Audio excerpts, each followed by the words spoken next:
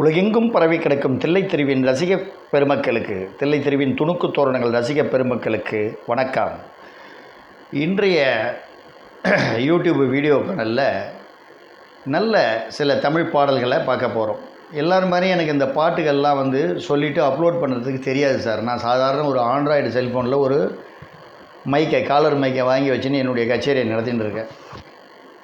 ஏன்னா நான் எம்என்டியினுடைய பாதிப்பால் என் மனைவி ரொம்ப கஷ்டப்பட்டுட்டு இருக்கும்போது வருமானத்துக்காக ஏதோ பண்ணின்னு இருக்கேன். ஆனால் அதுலேயும் சில நண்பர்களையும் ரசிகர்களையும் சிரிக்கவும் சிந்திக்கவும் வைக்கணும்னு நினச்சிட்டு இருக்கேன். ஆனால் இது வரைக்கும் யாரும் ஒரு பைசா கூட எனக்கு அனுப்பிச்சதில்லை. எனவே பரவாயில்ல. அதாவது விடாமுயற்சியே அபூர்வ அதிசயமான வெற்றிம்பாங்க, விடாமுயற்சி விஸ்வரூப வெற்றிம்பாங்க. அதுமாரி தொடர்ந்து சொல்லினே இருக்கேன். பார்ப்பேன் என்றைக்காவது ஒரு நாள் ஏதாவது கொடுப்பீங்கன்னு. நான் ஒரு மோட்டிவேட்டராகவும் என்னை கன்வெர்ட் பண்ணிகிட்ருக்கேன். த பெஸ்ட் மோட்டிவேட்டர் நானே தான் என்ன சொல்லிப்பேன். ஏன்னு கேட்குறீங்கன்னா, என்னை அடுத்தவங்க பாராட்டுவாங்கன்னு நினச்சேன்னா எனக்கு இன்னும் 7 ஜென்மம் ஆகும். ஏன்னா இந்த உலகம் அப்படி.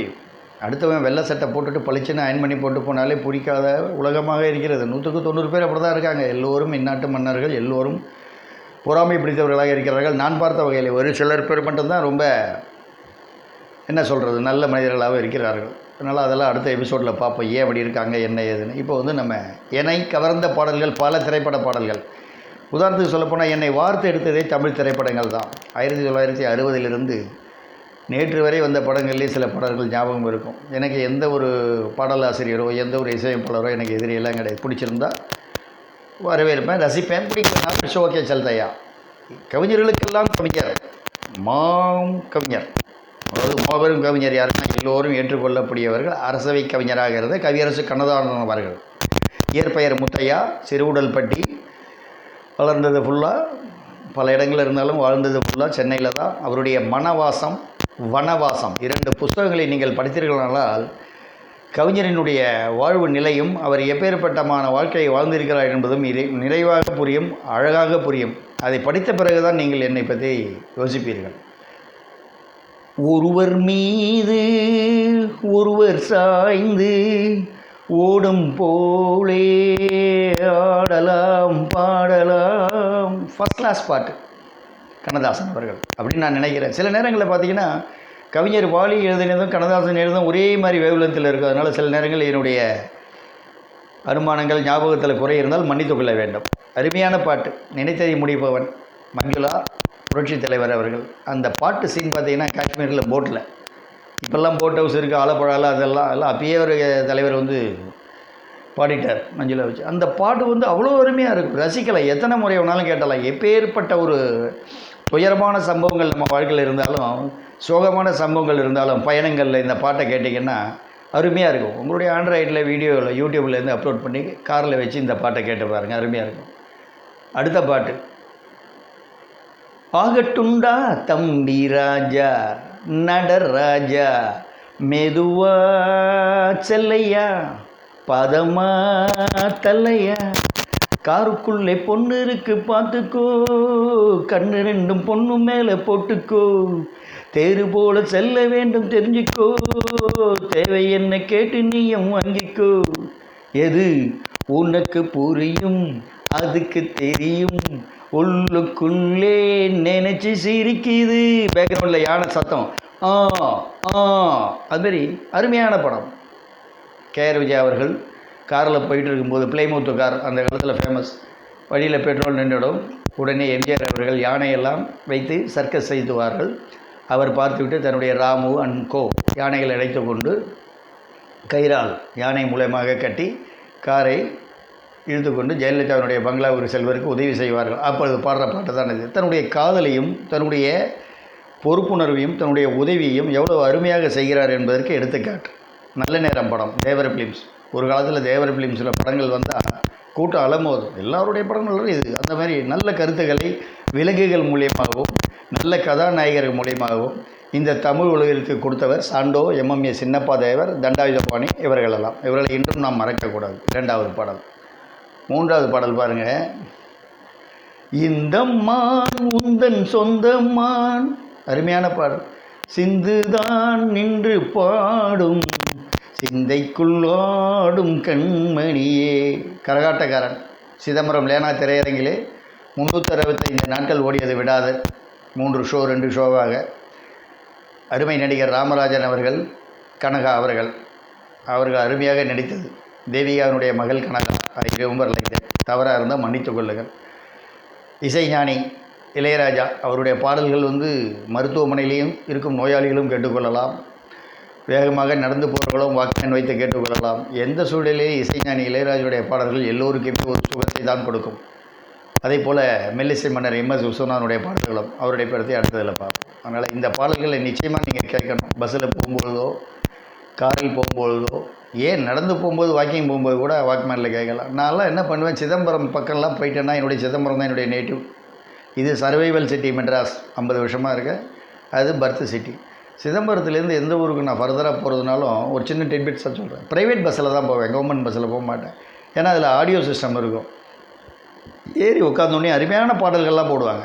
அந்த கண்டக்டருக்கும் டிரைவருக்கும் அப்படி ஒரு ரசனை. அது சின்ன பசங்களாக இருந்தாலும் சரி, கண்டக்டர் டிரைவர்ஸ் இதே மாதிரி பழைய பாடல்கள்னு சொல்லக்கூடாது, காலத்தால் அழிக்க முடியாத பாடல்கள் அப்படி தான் சொல்லணும். பழசு புதுசுன்னு தெர் இஸ் நோ டிஃப்ரெண்ட். காலத்தால் அழிக்க முடியாத பாடல்கள், நினைவில் நிற்கும் பாடல்கள், நினைவில் நிற்கா பாடல்கள், அருமையான பாடல். அதில் என்ன செய்வேன், நான் சிதம்பரத்தில் சீர்காழி, மயிலாடுதுறை, கும்பகோணம், தஞ்சாவூர், திருச்சி மார்க்கமாக எங்கேயாவது போனோன்னா ஒரு பஸ்லையும் இறங்கி போவேன். எந்த பஸ்ஸில் ஆடியோ இருக்குன்னு பார்த்து போவேன். அது எனக்கு ரொம்ப ரசிக்கும். எல்லாருக்குமே அது ரசிக்கும். அதுமாரி ஒரு ட்ராவல் பண்ணி பாருங்கள். ராமகிருஷ்ணன், மிஸ்டர் ராமகிருஷ்ணன் பயணங்களிலேயே தன்னுடைய வாழ்வை கிடைத்து கொண்டிருக்கிறவர். எஸ் ராமகிருஷ்ணன் அவர் பார்த்திங்கன்னா ஒரு பயணத்திலே அவருடைய பயண கவிதைகள், பயண கதைகள் ரொம்ப அருமையாக இருக்கும். அதெல்லாம் ரசிங்க சார். இந்த பாட்டு அதுக்கடுத்தது அருமையான பாடல் ஒன்று வருது, எல்லோருக்குமே பிடிக்கும்.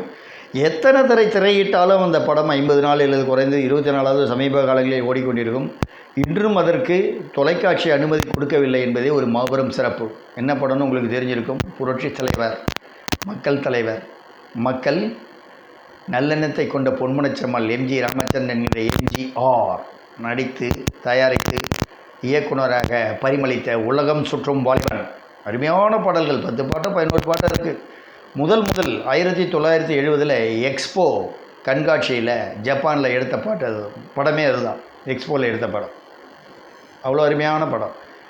சாதாரண கேமராக்களை கொண்டு தனி மனிதன் ஒருவராக ஒரு சின்ன டீமை எடுத்துகிட்டு அழிச்சிட்டு போய் 30 நாட்களோ 40 நாட்களோ ஜப்பானில் இருந்து பல அனுமதிகளை பெற்று அழகாக எடுத்த படம் அது. அதனுடைய வரலாறு, உலகம் சுற்றும் வாலிபனுடைய வரலாறு பார்த்திங்கன்னா நிறையா சொல்லலாம். இப்போ இருக்கிற சூழ்நிலைக்கு அது சொல்ல வேண்டாம். அருமையான பாடல்கள். தங்கத் தோணியிலே தவழும் பெண்ணழகோ, கனவு தேவதையோ, என் காதல் பூங்குடியோ. அருமையான பாட்டு. போட்டில் சந்திரகலாவும் மக்கள் தலைவரும் புரட்சி தலைவர். அடுத்த பாட்டு அதில் இப்போ எம்.எஸ். விஸ்வநாதன், மெல்லிசை மன்னர் எம்.எஸ். விஸ்வநாதன் இசையமைப்பு.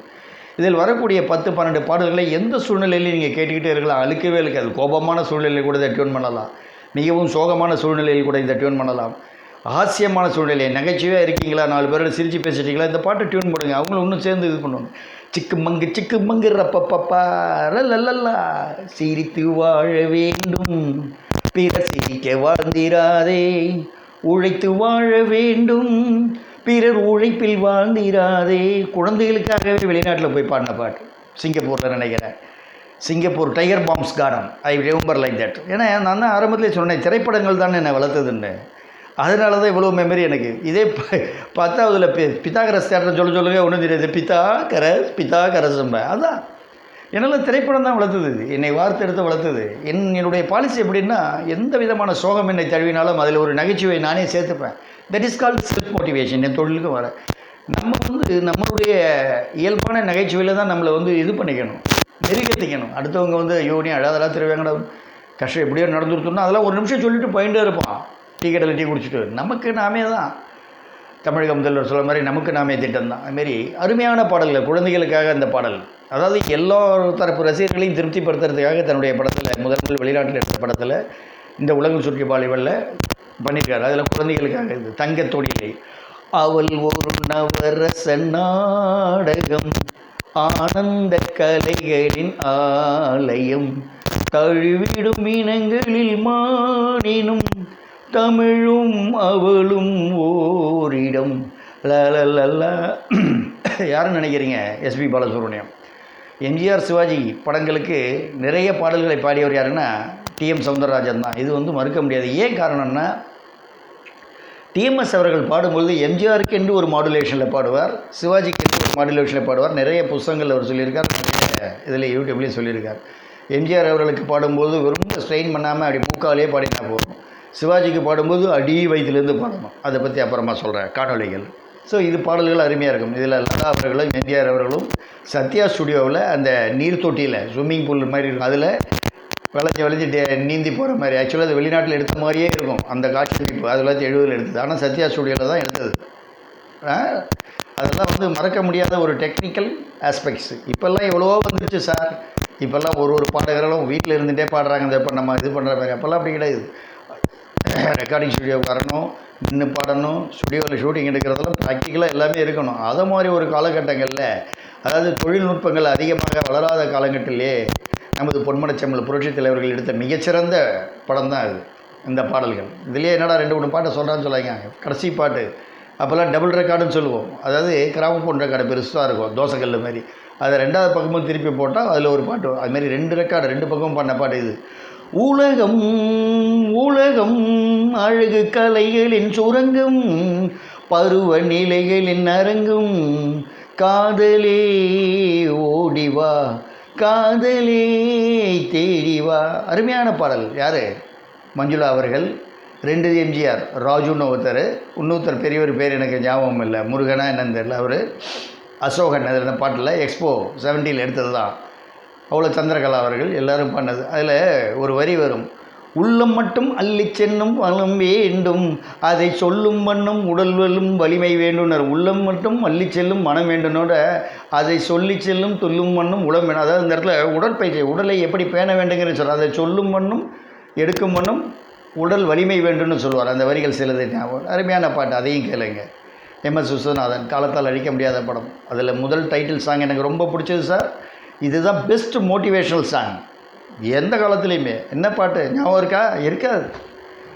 சீர்காழி கோவிந்தராஜன் வெண்கல குரலோன் பாடியது. எவ்வளோ பக்தி பாடல்கள் பாடியிருக்கார். அதில் இதையும் பாடியிருக்கார். எனது வெற்றியை நாளை சரித்திரம் சொல்லும், இப்படை தோற்கின் எப்படி வெல்லும், நீதிக்கு இது ஒரு போராட்டம், நிச்சயம் உலகம் பாராட்டும், அல்லதை செய்வது அழிவாற்றல், நல்லதை செய்வது அறிவாற்றல். பேக்ரவுண்ட் எப்படி தெரியுமா? டைட்டில் முடிஞ்சிடும். டைட்டில் முடியறதுக்கு முன்னாடி டைட்டில் சாங். அதுக்கு முன்னாடி ஃபஸ்ட்டு விஞ்ஞானி யார்? நம்ம தலைவர் புரட்சித் தலைவர் விஞ்ஞானியாக இருப்பார். ராஜுவா முருகனா பேர் ஞாபகம் இல்லை, முருகன் தான் பெரிய எம்ஜிஆர். அணுகுண்டு கண்டுபிடிச்சிருவார், உலக அழிவுக்கான அணுகுண்டு. ஆனால் அது ஆக்கப்பூர்வத்துக்காக பயன்படுத்தணும்னு வச்சுருப்பார். யாருக்கும் அந்த ஃபார்முலாவை சொல்லாது. விஞ்ஞானிகள் மாநாடு மலேசியாவில் எங்கேயோ நடக்கும். அதில் நமது அருமை நடிகர் அசோகனும் இருப்பார். அவர் ஒரு விஞ்ஞானி. எல்லாம் முடிஞ்சு போன பிறகு அசோகன் சார் வந்து புரட்சி தலைவர்கிட்ட வியாபாரம் பேசுவார். இதை நீ அறிவாற்றலுக்கு ஆக்கப்பூர்வத்துக்கு நீ பண்ணாத, எவ்வளவு கோடி வேணாலும் தர, இதை என்கிட்ட கொடுத்துரு, நமக்கு பிடிக்காத நாடுகளை நம்ம என்ன பண்ணிக்கலான்னு அவர் அதை மாரி சொல்லுவார். இவர் சொல்லுவார், அசோகனை கேட்பார். அசோகன் பேர் அதில் பைரவன் பேர். பைரவன், நீங்கள் ஒரு சிறந்த விஞ்ஞானியான்னு நினைச்சேன், ஆனால் நீங்கள் ஒரு மிகப்பெரிய வியாபாரின்னு நான் கண்டுக்கிட்டேன். ஆனால் இது அழிவுக்கு பயன்படுத்த மாட்டான் இந்த முருகன். நான் உலகத்தினுடைய ஆக்கத்துக்கு தான் பயன்படுத்த வேண்டும். வெளியில் வந்து சுட்டுட்டு போயிடுவார். ஃபார்முலா எடுத்த பிறகு தட் இஸ் டிஃப்ரெண்ட். அது முடிஞ்ச உடனே தான் இந்த பாட்டு டகார்னு வரும். ரோஜா பூக்கள் மத்தியில் அந்த பாட்டு அந்த டைட்டிலை போடும்போது புரட்சித் தலைவர் எம்ஜிஆர் போடும்போது என்னையே அறியாமல் தியேட்டரில் நின்று அப்படி கைத்தட்டேன். எனக்கு விசிலடிக்க தெரியாது அன்ஃபார்ச்சுனேட்லி. இன்றைக்கி எம்ஜிஆருடைய கலர் படங்களாகட்டும் எங்கே இருந்தாலும் பார்ப்பேன். ஆனால் நம்ம சென்னையில் அதெல்லாம் போட மாட்டேங்கிறாங்க.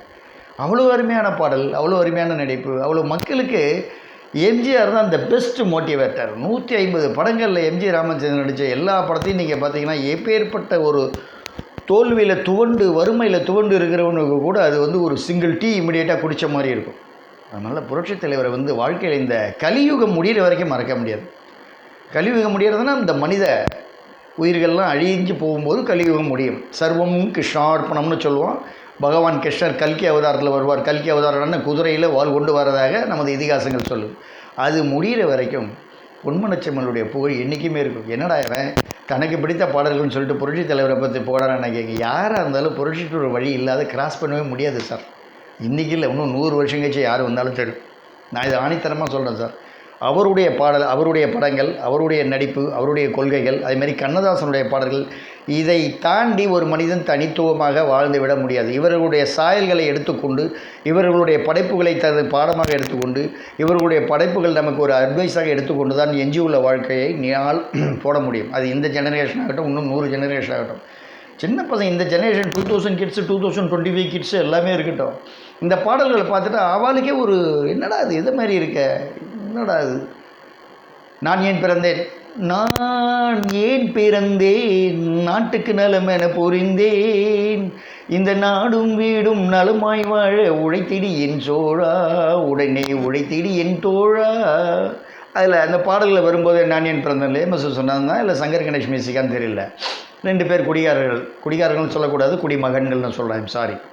குடிச்சுட்டு இருப்பாங்க, வெள்ளை பாட்டிலில் வெள்ளையார். இவர் உடனே அங்கே போவார், ஏன் இப்படி குடிச்சு உங்கள் உடம்பை பாழாக்கிக்கிறீங்க, இந்த நேரத்தில் நாட்டுக்கு ஏதாவது நல்லது பண்ணலாம், உங்கள் வீட்டுக்கு ஏதாவது நல்லது பண்ணலாமே அப்படின்பார் பாடல்களே. அவர் உடனே அதில் வந்தேன், நாட்டுக்கு நல்லதாமே, இந்த நாடு என்ன எங்களுக்கு பண்ணிச்சு, நாங்கள் ஏன் பண்ணணும் அப்படிமா குடிச்சுட்டு. இவர் உடனே அடுத்த வரி, நாடு என்ன செய்தது உனக்கு என்று கேள்விகள் கேட்பது எதற்கு, நீ என்ன செய்தாய் அதற்கு என்று கேட்டால் நன்மை உனக்கு. அருமையான வரிகள். யார் எழுதினாலும் சரி, அது கண்ணதாசன் எழுதட்டும், வாலி எழுதட்டும், கவிஞர் முத்துலிங்கம் எழுதட்டும், யார் எழுதினாலும் இவருக்கு ஏற்ற மாதிரி தான் எழுதியாகணும். இல்லைன்னா நிறைய கரெக்ஷன் பண்ணுவார் தலைவர். இதை மாதிரி எழுதுங்க, இந்த வரிகளை போடுங்க பாரு. அதில் எந்த கவிஞர்களும் அதில் 2வது கருத்தே இருக்காது, அவர் சொல்கிறத எழுதுவாங்க. அதுக்கு காரணம் உலக சுற்றும் வாலிபல்ல 14 பாட்டுகளுக்கு மென்டல் சாப்பிக்கும் போது எம்எஸ் விஸ்வநாதன் சொன்னார் ஒரு பேட்டியில், ரொம்ப கஷ்டப்பட்டேன் பார், கேசட் அப்போல்லாம் ஒளிநாடா பண்ணி அனுப்பின அவருக்கு திருப்தி. அவர் ஏன் சொல்கிறேன்னா, தன்னுடைய ஒரு படங்களும் இந்த மக்களுக்கு, தமிழ் மக்களுக்கு படிப்பணியாக இருக்க வேண்டும், அவர்கள் நல்ல சமுதாயத்திலே நல்லபடியாக வாழ வேண்டுங்கிற ஒரே குணத்தோட. ஏன்னா அவர் ஆரம்பத்திலேருந்து ரொம்ப கஷ்டப்பட்டு வாழ்ந்தவர் சார். ஆரம்ப இடத்துல காங்கிரஸ் இயக்கத்தில் இருந்தார், தீவிர பக்தர் அவர். அதுக்கப்புறம் படிப்படியாக போனார், அறிஞர் அண்ணாவுடைய கொள்கையில் பிடிக்க போய் திராவிட முன்னேற்ற கழகத்தில் இணைந்தார். அப்புறம் கால சூழ்நிலையில் தனியாக ஒரு கட்சி துவங்க முடியாயிடுச்சு. ஆக மொத்தம் அவருடைய வாழ்க்கை பார்த்திங்கன்னா சிறு வயதிலிருந்தே நாடக கம்பெனியில் இருந்தது. அவரும் சிவாஜி கணேசன் மாரி அது தன்னுடைய வாழ்க்கை இப்படி தான் இருக்க வேண்டும் என்று திட்டமிட்டு வாழ்ந்து விண்ணுலகை அடைந்தவர். நான் இறந்தார்னு சொல்லவே மாட்டேன், மேலேருந்து பார்த்துட்டு இருக்கா. Still is seeing the calamities of the Tamil Nadu and need on the world. இங்கே நடக்கிற எல்லாத்தையும் பார்த்துட்டு இருக்கார். அவர் என்றைக்குமே அழியாத கடவுள். என்னை பொறுத்தவரையில் எம்ஜி ராமச்சந்திரன் என்னுடைய மானசீக கடவுள் தான். என்னுடைய தந்தை இருக்கலாம், தாய் இருக்கலாம், நண்பர்கள் இருக்கலாம், ஆனால் எம்ஜிஆர் அப்படின்னு அந்த பேரை சொன்னாலே கோமாவில் இருக்கிறன தவிர மீது எல்லாருக்கும் ஒரு பிளட்டு வந்த மாதிரி இருக்கும். அதனால் நான் ஏன் பிறந்தேன் இந்த பாடலையும் உங்கள் யூடியூப்பில் போட்டு பாருங்கள், இல்லை ஜெயா டிவியில் உங்கள் விருப்பம் இருக்க அதில் கூட கேளுங்க, போடுவாங்க. அருமையான படம். அதுக்கடுத்து இன்னும் 1 பார்ப்போம்.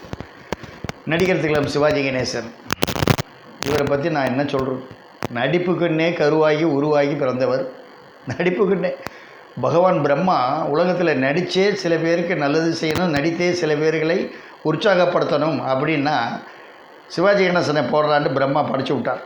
நடிகர் திலகம் அருமையான பட்டம்.